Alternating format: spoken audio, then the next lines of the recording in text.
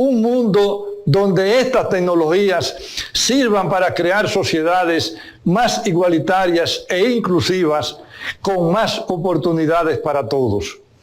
Por eso, es muy positivo que la Unión Internacional de las Telecomunicaciones y las Naciones Unidas asuman como indispensable la necesidad de unir la consecución de los objetivos de desarrollo sostenible con el desarrollo de las tecnologías de la información. Porque desde los gobiernos debemos garantizar que nadie se quede atrás. Debemos dar a nuestros trabajadores la capacitación necesaria para que el empleo siga siendo un derecho, independientemente de los cambios tecnológicos que se produzcan. Necesitamos comunidades mejor conectadas, que puedan tener más acceso a la información, que puedan utilizar las TIC para mejorar su productividad y su calidad de vida. Tenemos, en definitiva, mucho terreno en el que experimentar y muchas ideas que compartir desde hoy en esta cumbre y en los próximos años. Esa es la gran oportunidad que nos presenta los encuentros y talleres de estos días. ¿Cómo podemos usar la tecnología de la información para tener ciudades más habitables y resistentes? Por ejemplo, ante una pandemia. ¿Cómo podemos usarlas para que los mayores o las personas con discapacidad puedan vivir vidas más plenas? ¿Cómo podemos usar herramientas como la realidad aumentada para avanzar en los objetivos de desarrollo sostenible? ¿Y cuál es el papel de los jóvenes, de las mujeres o del sector privado en cada paso de este proceso? Queremos para nuestros países un futuro en el que sean más prósperos y libres, con sociedades cada vez más sanas, más educadas y seguras, con una democracia viva que acompaña a gobiernos cada vez más participativos y transparentes. Y en este camino, la tecnología ha demostrado ser nuestra mejor aliada. La República Dominicana está firmemente comprometida en avanzar por este camino con ustedes y juntos seguir construyendo una sociedad global de la información. Gracias una vez más por confiar en nosotros para presidir este encuentro que estamos seguros será de gran provecho para todos los presentes. Muchas gracias. Muchas gracias, Chairman. Thank you very much. We look forward to working closely with you during the WSIS Forum 2020. Dear ladies and gentlemen, we will now have a high-level dialogue on fostering digital transformations and global partnerships, WSIS action lines for achieving the Sustainable Development Goals. This is moderated by Her Excellency, Ms. Katrina Non, Ambassador, Permanent Representative, Mission Dominican Republic in Geneva. Also joining us today as panelists are some of the experts on the different WSIS action lines and our high-level track facilitators. Dear Ambassador, the floor is yours.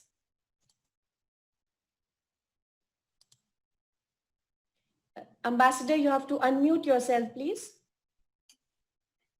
Thank you very much. Good afternoon to everyone. Secretary General Howlin Sao and all the colleagues from the I2 and permanent missions in Geneva and civil society.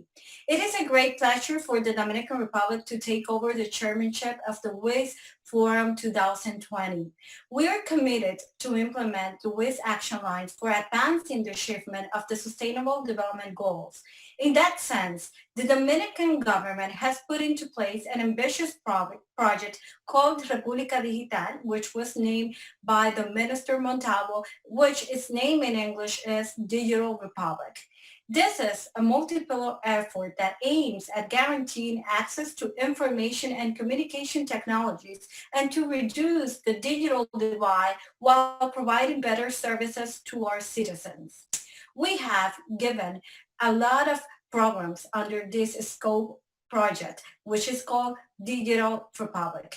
We have implemented in our public school free technical devices. We also have deployed kilometers of optic fiber, and we have also trained small businesses owners and entrepreneurs in digital technologies. Also, in the context of the COVID-19 pandemic, a team of professionals working at our Ministry of Economy and Planning have led efforts to build an interactive and responsive information platform that processes data from a number of first responders and healthcare institutions. This high-level dialogue will provide an opportunity to discuss different aspects of ITCs for development, and in order to make the dialogue interactive, we encourage questions from the audience and encourage also you to type them in the Q&A. I have here with me today the high-level track facilitators who will moderate the high-level policy sessions starting from the 20th of July. So welcome you all, and we will start with our first speaker of this high-level track facilitator, Mr. David Wright, Director of the UK Safer Internet Centre, Civil Society. And we are going to start with this first question of the panel. David, COVID-19 has affected billions of people across the world. What impact have we seen on children online and their safety? Ambassador, thank you very much for the introduction and also for the question.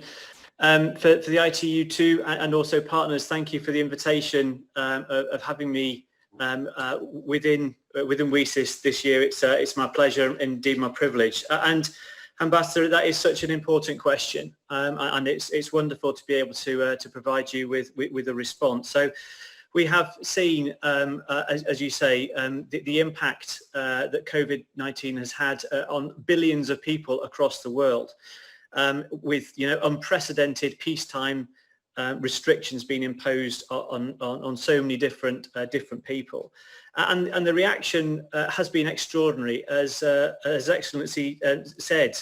This digital migration that's actually taken place, and everybody, or lots of people, moving online to maintain some form of normality in terms of social, whether it's economic, whether it's entertainment, or whether it's learning.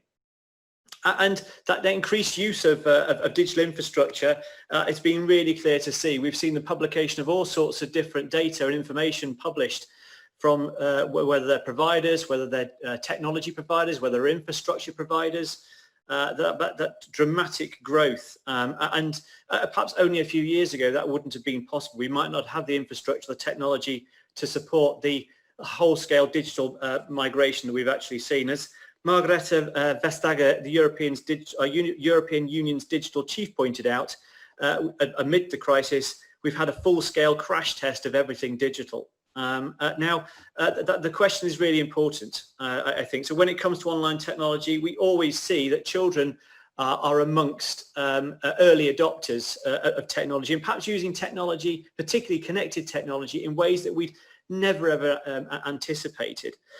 Indeed, it is perhaps at this stage really helpful to point out that over the course of the last 9 months with the ITU, we've been working on updating the Child Online Protection Guidelines, which actual fact, the revisions get published tomorrow, get released tomorrow. So I would very much encourage everybody to have a look out for the new Child Online Protection Guidelines, like I say, that get published tomorrow. When we saw the advent of COVID-19, we saw a number of organisations start to point out predictions about how COVID-19 will impact children. So particularly UNICEF, We Protect, Europol, to name but a few, are publishing potential, the impact, or the predicted, the likelihood impact, and the heightened and increased risk of harm that children will be facing. And it's only really now that we've started to see the emergence of some data and some information that started to disclose just how children are being impacted. Again, it's important, I think, to say, in terms of child online protection, from an ITU definition perspective, this is all forms of harm that children encounter online, whether they're illegal as well as legal harmful. It's just wherever children encounter harm. And to give you an insight, perhaps, we've seen data around 4 particular things. There were many predictions that the child sexual abuse material online will increase. We have actually seen an increase of individual searching for child sexual abuse content, and that's in various countries across the world, alongside an increase in the access of adult content as well. This point about digital migration, it is important to say, and we've seen some studies highlight this too, that not all children have access, universal access to technology. And so we are seeing a gulf, a digital divide growing between those children particularly that do have access to technology and connecting, and those that indeed don't, particularly whether that's to do with learning or whatever it may well be. We've seen a number of reports that highlights children have an increased anxiety associated with the pandemic and indeed the restrictions. So perhaps that's introduced by some isolations as well. And the final point that we are concluding is that we've seen research that concludes that parents are particularly anxious about their children's education or the loss of education and this diversion as well as we see the pandemic increase.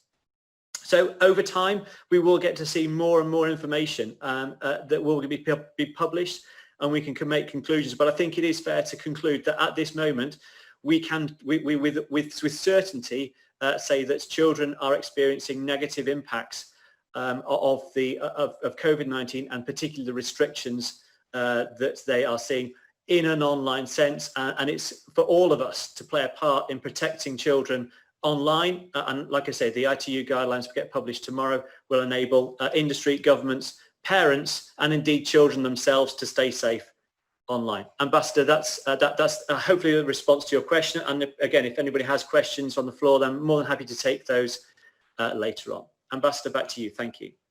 Thank you very much, David, for that important information and for the data you have provided us today. Now we're going to be talking with Ms. Betty Bonardel, engineer and CEO, founder, ABS Consulting Ltd, civil society. So you're a woman engineer and working actively towards gender mainstreaming in ICTs. Can you please share some of your experiences and activities in this area? Thank you very much, Ambassador, and thank you for the ITU for organizing this high-level session. You're actually asking a very important question. In order to answer your question, I will focus on the UN SDG 5B goal, which is about enhancing the use of enabling technology, and in particular information and communication technology, to promote the empowerment of women. Nowadays, the use of ICT, especially the internet, is part of our daily life. We are connected more than ever. According to the 2019 ITU statistics, 53.6% of the population uses internet. The portion of women, though, using internet globally is only 48%, while it is compared to 58% for men. ICT creates a lot of opportunities for women, such as knowledge sharing, access to education, access to a lot of programs, including e-health, and allow the women to be economically empowered. However, women also face a lot of barriers. One of them is the access of ICT tools and the internet, the affordability of the internet, digital literacy, such as the device use, internet management, email creation, social and cultural barriers, lack of absence of accurate and official gender disaggregated data that can transform in information to be able to be used at global and national levels. All these barriers are important, and we all need to work together to allow them to be overcome. Some of the activities that we have been engaging in as part of the associations, and there are, I'm happy to say, a large section of associations working on that item, so it's very important that we carry on working together. Activities with children, like for instance the activity that Swiss Engineering is engaged in. With WomenVi, we organized a session on ICT in entrepreneurship in Benin in the autumn term. There are other activities that are being organized, and some of them will actually be presented as part of the WISES sessions that are going to take place.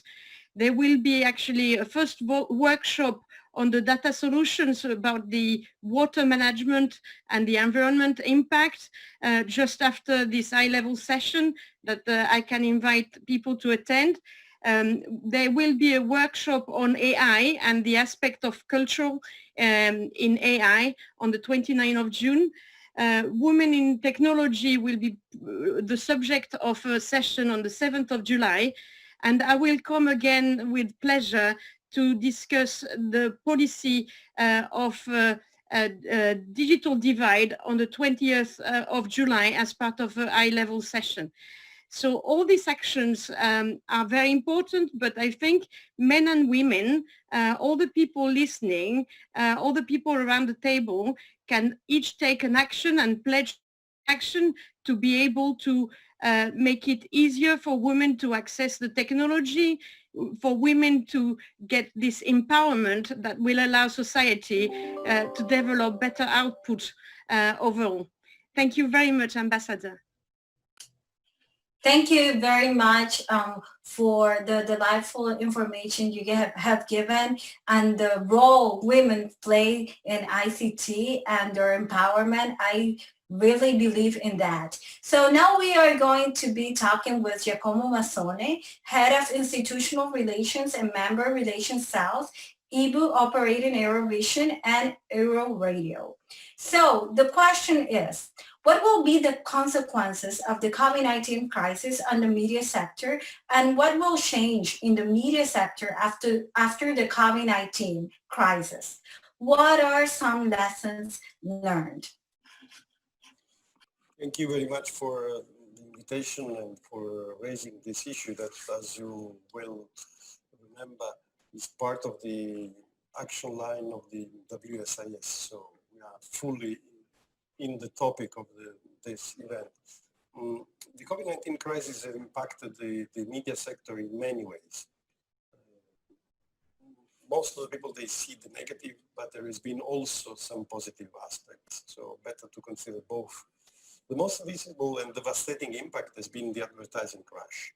In Europe, the fall of the advertising revenues for media has been around 75% during the month of the hard confinement. So between February and May, there has been a quarter of the available resource traditionally on the previous year. This has tilted the business model of all media that are based on commercial incomes, the radio, the newspaper, the commercial television, and also some public service television, because some of them get part of the revenues from the advertising too. So the effect that not yet fully visible because of the national measure of support to all industries, including the media. But at the end of the year, this will become visible, and we will expect that there will be very bad impact. In the meantime, there has been a drastic and sudden shift of resources toward the global internet platforms, always in the media sector, because people cannot go to the kiosk to buy the newspapers. People cannot go to huge events. There were no sport events that usually drive attention to traditional media. So this shift has bring also an acceleration through all the crises, and will have huge consequences. These resources moving out of the national boundaries to go to global players will weaken the capacity of the media local player, and will create very much troubles to the sustainability of the media all over the world. If we look at the bright side, because it's important to look also at that, for those media that have been able to react to the trend and they have resources to invest, it's been possible to accelerate suddenly and drastically their digital dimension. New channels have been launched only on the online. Many activities that were traditionally linear became interactive. For instance, there has been a huge increase of the offer of program for school, programs for children that were confined at home with their parents. And they, for instance, in France, we've seen an increase of 500% of the viewers for this program that were educational and didactical programs. So this shows that if you are stimulated, if you have to react to endeavors, traditional media can do, if they have the resources, can play an important role in the transition to the full digital world of tomorrow that is not yet there. But the second and most, for me, interesting aspect has been that there's been a sudden regain of trust in traditional media. We were discussing this in one webinar that we've done 2 months ago as WSIS, but this is confirmed trend that people, even those that in the last years they were not anymore reading newspapers or looking at TV or listening radio because they were only getting information from social media. In this 5 months has gone back to traditional media because when your life is at stake, you need to be sure that the information you get are the right one. You cannot simply follow the emotion. You cannot only think with your belly. You need to think with your brain. And there, this change of habits is bringing a lot of good surprise. The viewing rates for news program have hugely increased. And also there's been a flock back of youngsters to the online news of traditional media because they were looking for the real news that they can rely with. If we shall be able to keep them on board for the future, this will be the bigger endeavor for all of us and also, I think, for democracy. Thank you. Thank you very much for your description and what has happened to the media sector in these days of the COVID-19. So now we're going to be talking with Ms. Timia Suto, Knowledge Manager, International Chambers of Commerce, Private Sector. And we have the following question. The private sector plays a big role in the WSIS process. Can you please share some of the main activities by the ICC basis, a private sector partner from the inception of the WSIS process? Thank you, Ambassador, and thank you to the co-organizing organizations of the WSIS Forum for inviting me. It is a pleasure joining you all today, even though I'm sure we all miss being in Geneva for WSIS Forum Week. As you noted, Ambassador, for years, business has advocated for the potential of digital technologies, and we are convinced they act as catalysts for the implementation of the UN SDGs. In this context, the International Chamber of Commerce is committed to building a digital future that works for everyone, everywhere, every day. In the wake of the COVID-19 crisis, we have witnessed firsthand the rapid adoption of digital technologies to enable the continuity of essential services from businesses, citizens, and governments. From enabling distance learning to facilitating remote signatures of contracts, technology has helped to connect people and enable commerce to continue in the face of widespread disruption in the physical world. We believe that the private sector has a vital role in charting an effective response to the crisis. We are also convinced that no one organization or stakeholder can tackle such a significant challenge on its own. The ongoing pandemic has shed light on the importance of multi-stakeholder cooperation. ICC, for example, forged several critical partnerships with key stakeholders in the wake of the COVID crisis. We partnered with the WHO to facilitate information flows by disseminating the latest and most reliable information on the virus outbreak to businesses worldwide. It is our mission to help businesses adapt to the new social and economic circumstances this pandemic is creating. At the same time, we firmly believe that businesses must be trusted voices in their local communities and spread knowledge among their employees, customers, and stakeholders. We work to enable them to do so. Focusing on the most hard-hit segment of the global economy, we launched the ICC Save Our SMEs, or SOS campaign, that is based on collaborative action and information sharing.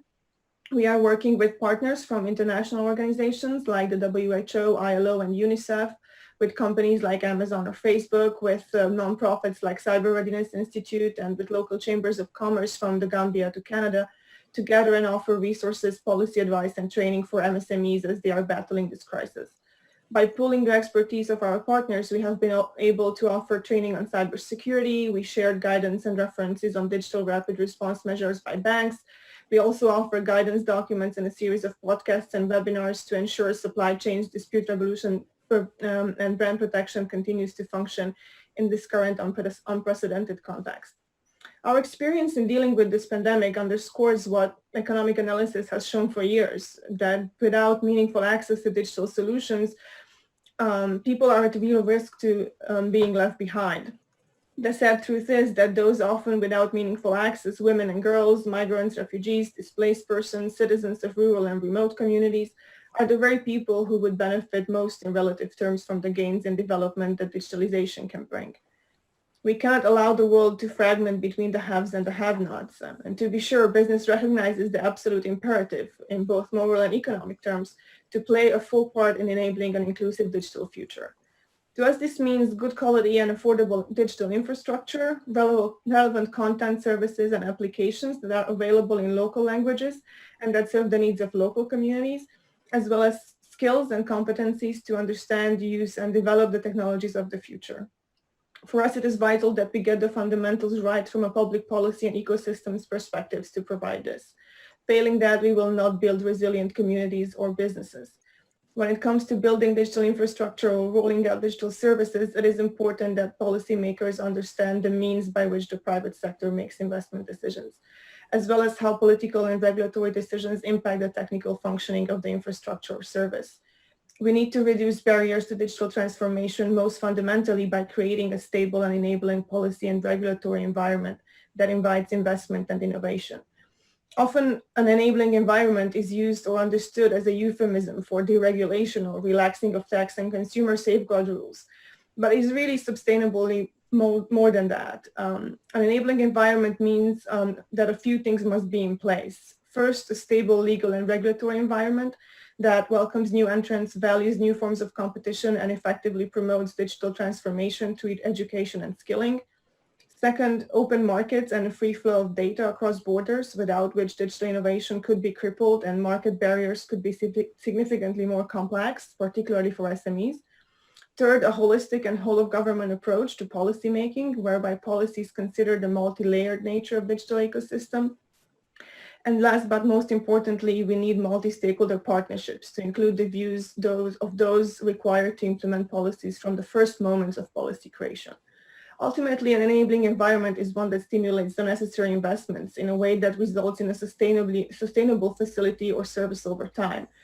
Since technology is changing so fast, this can be a daunting prospect for regulators, and the private sector is well placed to partner with governments and all relevant stakeholders to enable digital transformation of societies. The ICC and our global network of 45 million businesses in more than 100 countries stands ready to do all it can to enable such partnerships and providing meaningful digital inclusion for all in the years to come.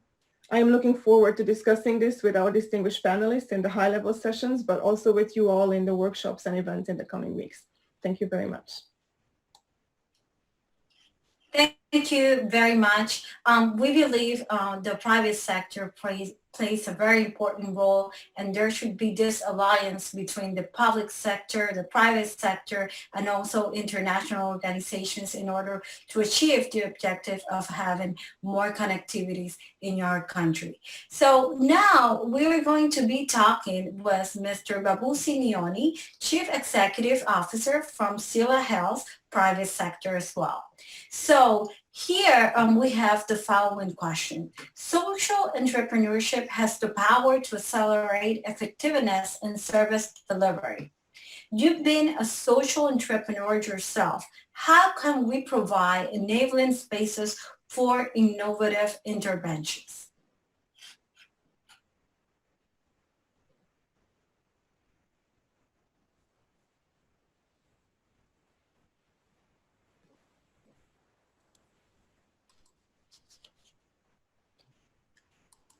I believe we don't have right now Mr. Babusi, so we will continue with our next question with Ms. Supaviti Arambis, Associate Professor from Department of Electrical Engineering of Chulalongkorn University, Thailand Academia. So here we have two questions. The first one is, what are the practical approaches to improve access to quality education and lifelong learning? And the second, how do learning systems need to change to make a fast-changing world technological digital disruption? Okay, thank you very much, Ambassador. To answer your question, I would like to focus on the SDG 4, which is ensure the inclusive and equitable quality education and lifelong learning. So when we talk about the inclusive education, actually the definition may vary among countries. So it depends on the country circumstance, whether to include children, youth, disability, adults, special education needs, ethnic minority, women or people in the rural or remote area. So it is very important that the Ministry of Education monitor disparity and equality to elaborate inclusion policies. So I'll give just some example with respect of time. So some are focused on the community-based education policy, like in Afghanistan, that they do the education provision to the children who lack the access to the government school. And then like in Thailand, some approach of the setting up the equitable education fund in 2018 so that it could reach out to the last 10% of out of school children and youth, which equivalent to 4.3 million children. So ministry will adopt the conditional cash transfer for children on the age of 3 to 15 from the poor family. So like in total in 2018, they reached out to 600,000 extremely poor students. So that I think this is very also the effective program. And they also provide the opportunity for the homegrown teacher scholarship so that if they want to be a teacher and then to come to teach at the own school at the disadvantaged community, it is also possible.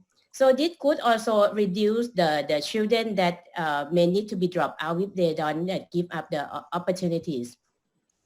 And then like for the lifelong learning, actually to associate, like for example, from the aspect of the poorer country, they may aspect related to the adult literacy program. But for the richer country, they may elaborate it with the training system for work or non-work purpose by means of like the upskill or reskill. So some practical implementation we could see is like in the South Korea, that they set up the master plan for the lifelong learning, provide some of the paid leave to like the staff in the employee, right? So that they could be self-motivated with the lifelong learning or establish of the lifelong learning center. Japan, they set out like the community center in those in respective regional. So that in that area, okay, there could be some kind of the knowledge and skill improvement. And China has a diversified educational service with like the Open University, County Vocational Education Center. And we all know about the massive open online courseware that happen in many universities around the world. So like my university, Chulalongkorn University, we also developed the Chula MOOC since 2016, and they serve our students and also Thai citizens who would like to improve knowledge and skill. So we can see like that there needs to be the effort from government institution.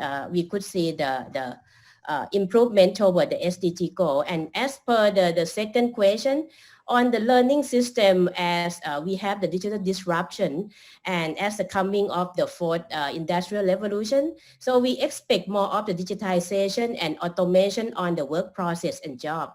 And is this a very good signal for us, like whether in the government, in the company, and then individual that we need to adapt to this trend. So first, if we focus on the learning system in the school and the university, so I think you all may hear about the education 4.0.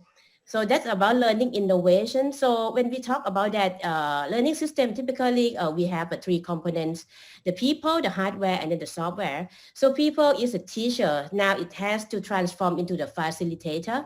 And then the way to teach would be changed about the course content so that we could focus on the outcome-based learning and then active learning. And then like for the hardware, we need a smart classroom with the good internet so that it could encourage the student interaction and participation, and software, good learning management system, and then also the video conferencing, as we all have many of the webinar and online class of now is extremely important. So Chulalongkorn University, we also adopt the Education 4.0 based on the CDIO, the Conceive, Design, Implement, Operate framework. And then now we have many of the classes that will be in this area. And second, if we focus on the learning system after school, so it could be the scope of the continuing education and also lifelong learning. So employee would require to learn the new digital skill and the tech disruptive skill like AI and data science, depend on their professional cluster. In addition, cross-functional skill and interpersonal skill are also important to the digital disruption era. So it is important that they could access the current skill set and see the need, what area need to reskill and upskill, so that they can fit the job that require different skill. So to change the learning system, government need to adopt the policy. Company need to also provide certain program and some incentive. And individual, we need to access and improve our competency at all time. So that would be the answer to your question, ambassadors, and I welcome any question that come afterward. Thank you very much. Thank you very much for all the details that you have given us today. They are very interesting, and we hope that we can achieve them in our countries as well. So now we are going to be talking with Mr. Juan Peirano, Senior Policy Advisor, Global Policy Development, Internet Society, ISAC, Technical Community. So we have the following question for him. As you know, slightly more than 50% of the world is connected, and this pandemic has shown how important connectivity is, what we could do to get the remaining people online. Can you share some of your thoughts on how the technical community can help? First of all, thank you very much, Madam Ambassador, for this question. Excellencies, honorable delegates, and ladies and gentlemen. Thank you for the opportunity to participate in this discussion, and thank you for the question indeed. As other speakers mentioned, this topic is both critical and timely. The COVID crisis has shed light on the importance of connectivity and infrastructure in a very direct way. It is urgent to set ourselves in the right path for success. From our side at the Internet Society, a non-profit organization founded in 1992, with more than 130 chapters and nearly 70,000 individual members around the world, over 100 organizational members, 10 special interest groups, we are informed of what is happening on the ground. We are a global source of neutral technical expertise with a distributed network of experts covering all regions. We also understand how the internet works. COVID-19 crisis has demonstrated not only the importance of an open internet, but how resilient the internet actually is. There is much truth in the observation from a colleague at ISOC that said that the internet was ready for the crisis. The internet has been our lifeline and will continue to be our lifeline. And why is this? Because of the work and commitment of many different stakeholders around the world. The recently launched UN Secretary General report on digital cooperation reminds us of the importance of working together hand in hand in a truly multi-stakeholder fashion. This approach has been the